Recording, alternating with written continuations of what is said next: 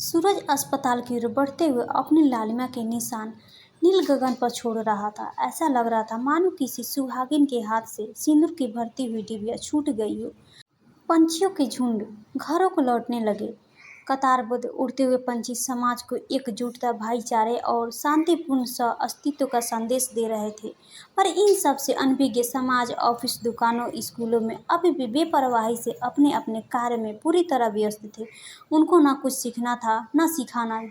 जीवन की आपाधापी, पैसों का गणित, सबसे आगे निकल जाने की चाहत उनको इस लायक ही कहाँ छोड़ती है कि वो पंछी, पेड़, नदी, पर्वत से कुछ सीख सके।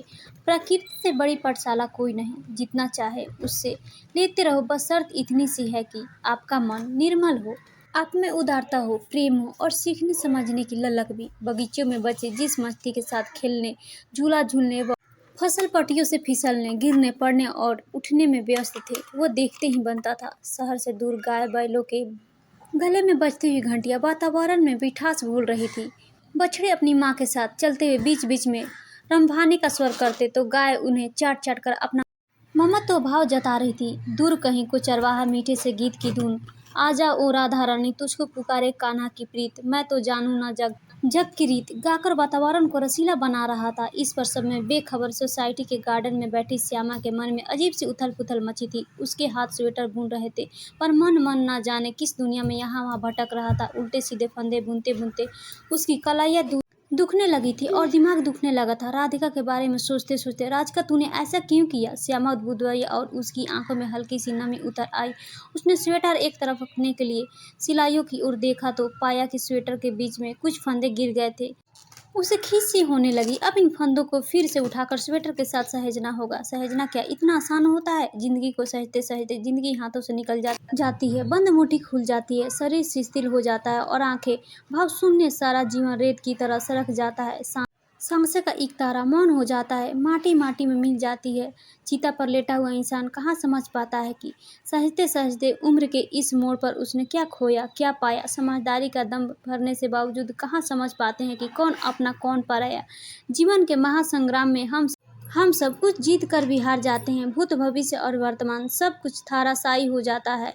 पर जब तक जीवन है, सहजना भी जरूरी है। कभी रिश्ते नाते, कभी स्वास्थ्य, कभी पद, कभी पैसा, कभी नाम तो कभी शोहरत, तो कभी भोगा हुआ अतीत और इन सब से अलग भविष्य के नामुराद शानदार सपने, कभी न पूरी होने वाली ख्वाहिशें का अंबार। हालांकि जिंदगी की जरूरतों के आगे किसी की नहीं चलती।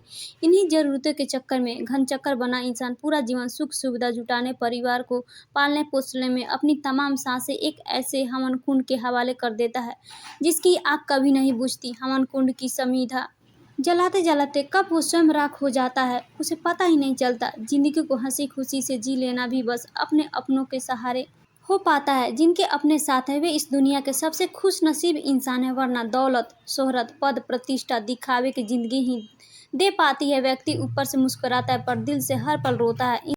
इन सब से बेखबर हर बंदा सपने देखता है, सपने पूरे हो या ना हो, पर एक बूंद दरवाजा खुलने की चाहत में सदैव सपनों की घंटी बजाता ही रहता है, आशा का दीपक जला ही रखता है।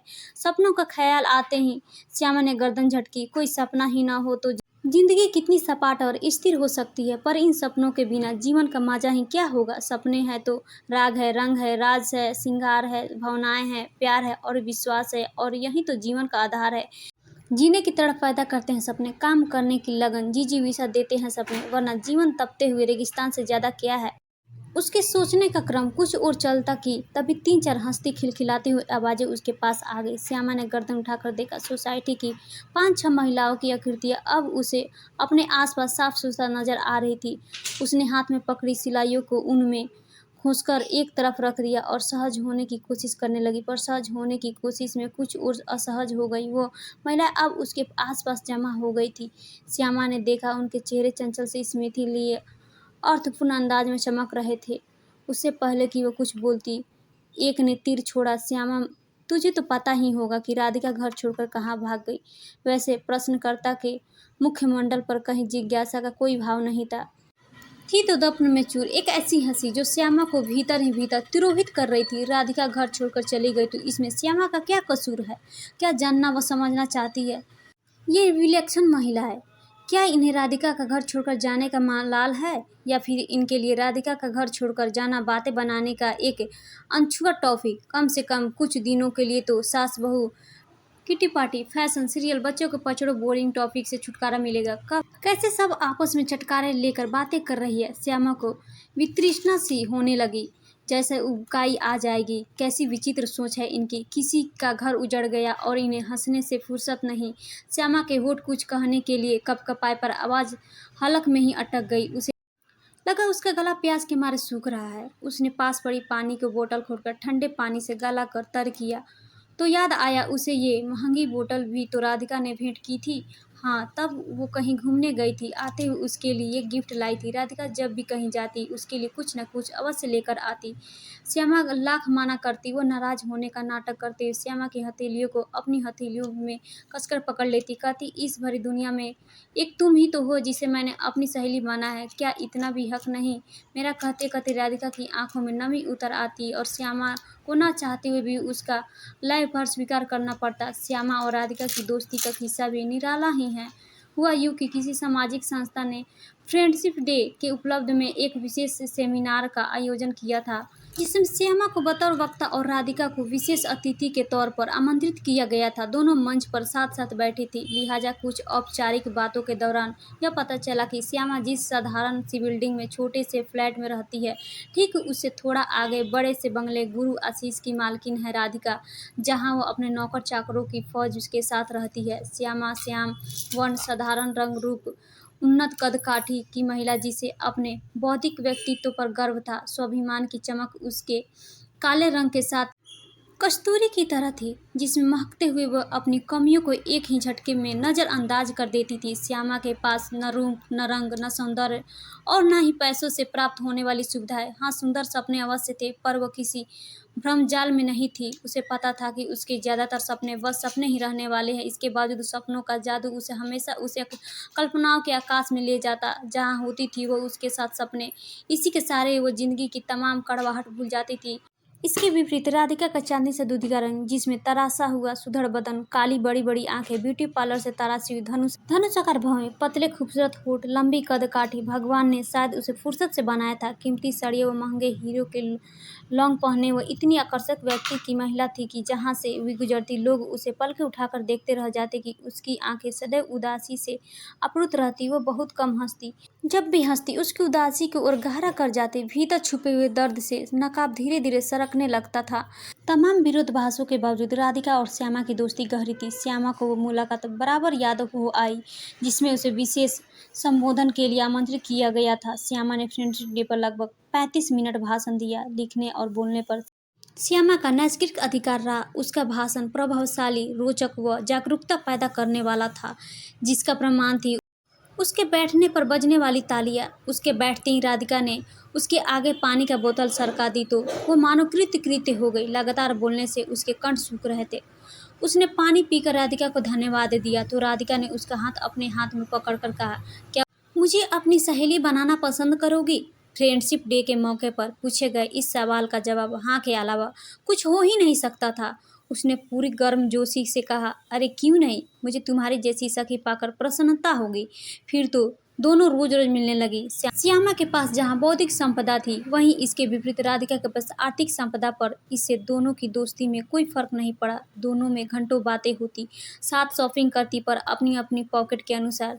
श्यामा कभी घर के लिए, कभी बेटी दिव्या के लिए, तो बेटे मोहित, तो कभी पति के लिए कुछ न कुछ खरीदती। उसके बाद ही वो स्वयं के लिए सोच पाती। उसके पति बैंक के अधिकारी थे, पर बंदी बधाई, इनकम और भविष्य की चिंता में श्यामा बेहद किफायती शॉपिंग करती, जबकि राधिका को किसी की चिंता नहीं करनी थी। उसे सिर्फ खुद के लिए खरीदना होता था। उसका पर्स हमेशा पैसों से ठसाठस भरा रहता, ऊपर से अलग अलग बैंकों के क्रेडिट डेबिट कार्ड। राधिका कभी महंगे कपड़े तो कभी महंगी ज्वेलरी खरीदती तो श्यामा उसे टोकती, भविष्य के लिए बचत करने को कहती। राधिका हमेशा फीकी सी हंसी हंस देती या फिर कहती, ये तो मन बहलाव का साधन है मेरी जान, तू कहोगी तो नहीं खरीदूंगी, पर मैं क्या करूँ, इसके अलावा मेरे पास ही है क्या। पति सदैव अपने व्यापार में उलझे रहते हैं।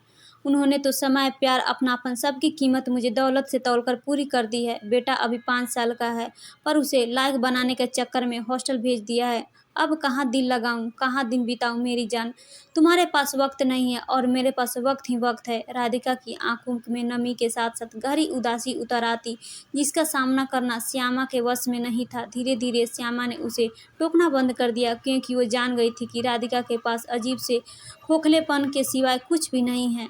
उसे न पति का प्यार मिला, न ही बेटा पूरी तरह उसका है। पति में कुछ प्रॉब्लम थे। राधिका की जुबान में वो लगभग नपुंसक इसलिए दूर भागता है, उसकी अपनी पत्नी से बहाने बनाता है, व्यापार के। खैर, टेस्ट ट्यूब बेबी की मदद से राधिका ने बेटे को जन्म तो दिया, पर अपना दिल नहीं दे पाई। गर्भावस्था के दौरान पति की बेरुखी के कारण उस बेटे से कोई खास प्यार नहीं हो पाया। बस कोख में पाला भर उसे। जन्म के बाद शायद प्यार हो जाता। बड़े घर, बड़ी बातें। पैदा होते ही आया के हाथों में। और फिर हॉस्टल। राधिका पहले भी अकेली थी और अब भी अकेली। पति ने भी दूसरे के खून को अपना नाम तो दिया, पर प्यार नहीं दे पाया। नतीजा पति पत्नी के रिश्ता भी ठंडा ही रहा। पति पत्नी के रिश्ता हमेशा संतान की मजबूत डोर से बंधा रहता है, पर जब वही ना हो तो रिश्ते की उम्र छोटी हो जाती है। कभी कभी जब राधिका अपने मन की बगिया श्यामा के सामने उधेड़ने लगती तो श्यामा सचमुच डर जाती। उसे लगता कि जिस रंग रूप धन पद पैसे को पाने के लिए वो हमेशा ललायत रहती है, अब दूर से ही तौबा करती। ना बाबा, उसे नहीं चाहिए ऐसी खोखली जिंदगी। वो तो अपने छोटे से दबदबे में ही बहुत खुश है। छोटा ही सही, पर सुकून देने वाला, प्यार करने वाला पति, जिद और फरमाइश करने वाले प्यारे प्यारे चंचल नटखट बच्चे। श्यामा सोचती कि मेरे पास तो अपने भी है और सपने भी। राधिका के पास तो न अपने हैं न सपने। कैसे जीते होंगे वो लोग जिनके पास अपने और सपने नहीं होते। श्यामा के मुख से बेचारी परी आ निकल जाती। कभी कभी राधिका हताशा के क्षणों में कहती, क्या फायदा ऐसे जीवन का श्यामा। मन तो करता है सब कुछ छोड़ छाड़ कर कहीं भाग जाऊं। कोई तो ऐसा कंधा हो जहाँ पर सर रखकर रो सकूं, अपने हृदय का बोझ हल्का कर सकूं, प्यार दे सकूं, प्यार पा सकूं। कहीं तो कोई होगा जो मुझे पसंद करे, प्यार करे, मेरी तारीफ करे, गुस्से में उलाहना दे, मेरे बनाए खाने को खाए, मीन मेख निकाले, किसी के बच्चे की सच्ची माँ बन सकूं। वो जब शून्य में ताकते हुए ये सब कहती तो श्यामा भीतर तक कांप जाती। वो बात का सिरा जानबूझकर कहीं और घुमा देती। कई बार बातें करते करते राधिका रो पड़ती तो बहुत मुश्किल से चुप करा पाती थी श्यामा। श्यामा कहती, नहीं पगली, ऐसा नहीं कहते, क्या कमी है तुझे।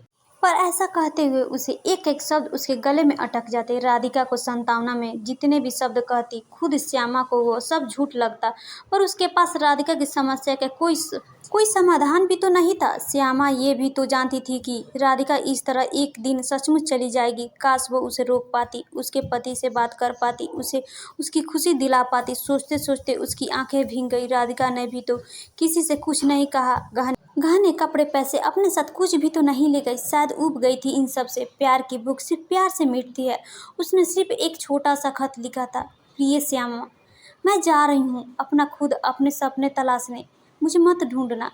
मैं प्यार पाना और देना चाहती हूँ, इसलिए जा रही हूँ। शादी के 10 साल बाद ये कदम उठाया, पर आश्चर्य मत करना, मैं मजबूर थी। मैं जीना चाहती हूँ।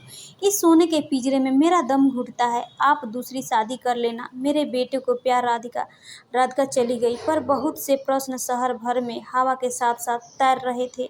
कोई कहता पुराना प्रेमी होगा, कोई विदेश भागने का आदेश करता, कोई इसे श्याम शरण की छूट का नतीजा बताता, तो कोई कहता खाली दिमाग शैतान का घर, कोई जवानी की आवारा हवा को दोष देता। सत्य से अनभिज्ञ श्यामा भी तो कहाँ जानती थी कि कहाँ गई होगी राधिका, जिसे अपनी सबसे प्यारी सहेली मानती थी।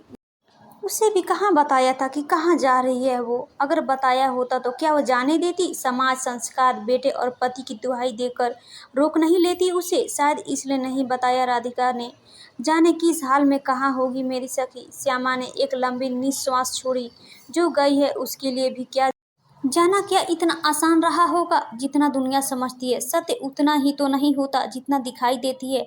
श्यामा अपनी ही प्रश्नों के भंवर जाल में उलझ रही थी। उसे होश ही नहीं था कि सोसाइटी के तमाम औरतें जो इस प्रश्न का उत्तर श्यामा से पूछने आई थी कि राधिका कहाँ भाग गई, उसके पास ही जमे हुए आपस में हंसी ठट्ठा कर रही थी। उन्हें कहाँ होश था कि वे यहाँ क्यों खड़ी है। सब की सब अपनी अपनी किस्सा गोई करने में मशगूल थी। उन्हें श्यामा की सोच से भी कहाँ मतलब था तो बस इतना कि इन्हें सारी कहानी पता चल जाए, ताकि वे 2 4 और 4 की 8 बनाकर इस चटपटे टॉपिक के चटकरे ले सके। खुद उनके भी घर कई कहानियाँ बनती होगी, पर उसे बेखबर दूसरों की ज़िंदगी में ताक झांक करने इन औरतों को शायद इस बात का एहसास भी नहीं कि जिसे चोट लगी है उसे नमक की नहीं मरहम की ज़रूरत होती है। यह समाज का दुर्भाग्य है कि जलती हुई आग में एक लकड़ी और डाल देने वाले लोग ही यहाँ बहुयात पाए जाते हैं। श्यामा धीरे से उठी और उस हुजूम को छोड़कर बाहर आ गई। दूर अस्पताल में जाता हुआ सूरज सागर के आगोश में समा गया था। श्यामा को दूर से अपना घर दिखाई दे रहा था। वो जल्दी जल्दी उस तरफ बढ़ गई। राधिका का बंगला पीछे छूट गया था। उसे याद आया घर जाकर उसे स्वेटर के फंदे भी उठाने हैं। उसने अपने हाथ में पकड़े हुए स्वेटर और उनके गोले को कसकर पकड़ लिया। श्यामा की चाल तेज हो गई। वो सब भूलना चाहती थी, राधिका को, राधिका के किस्से को। वो अपनी डायरी से राधिका का किस्सा फाड़कर फेंकना चाहती थी, पर यह इतना आसान नहीं। वो बुदबुदाने लगी, राधिका तुम कहाँ हो? तुम मकान छोड़कर गई हो। जिंदगी नहीं, जहाँ भी जाओ अपना घर बनाना, अपने सपनों का घर, और जो भी लेना पूरी शिद्दत से। श्यामा की चाल अब और तेज हो गई थी। घर पहुँचते पहुँचते वो हाँफ रही थी, पर उसे बहुत जल्दी थी उसे स्वेटर के गिरे हुए फंदे को उठाने। दोस्त, उम्मीद करती हूँ आप सभी को कहानी अच्छी लगी हो, और अच्छी लगी हो तो अपने जरूर शेयर कर दोस्तों। और हाँ, चैनल को लाइक, सब्सक्राइब और शेयर करना ना भूलें। फिर मिलते हैं नई कहानी के साथ। धन्यवाद दोस्तों, धन्यवाद।